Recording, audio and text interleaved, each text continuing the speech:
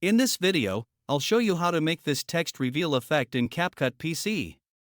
So let's get started. First, go to the text section and add new text to your project. Type whatever you want it to say. Now resize the text so it fills a good amount of the screen. Make sure to use the bold font because it works best for this effect. After that, change the text color to green. A bright green usually works best because we'll be using Chroma key later. Once you've done that, export this text as a video. Now create a new project or bring the exported text video back into your current project. You can now delete the original text layer. Next, add the main video you want to use for the effect. Then place the exported text video above it in the timeline. Go over to the Remove Background section and choose Chroma key.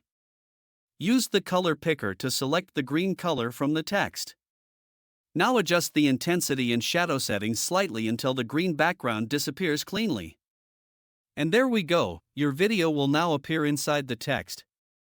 You can scale the video a little bit and reposition it until the effect looks perfect. And that's basically it. If this video helped you out, make sure to leave a like and subscribe for more CapCut PC editing tutorials.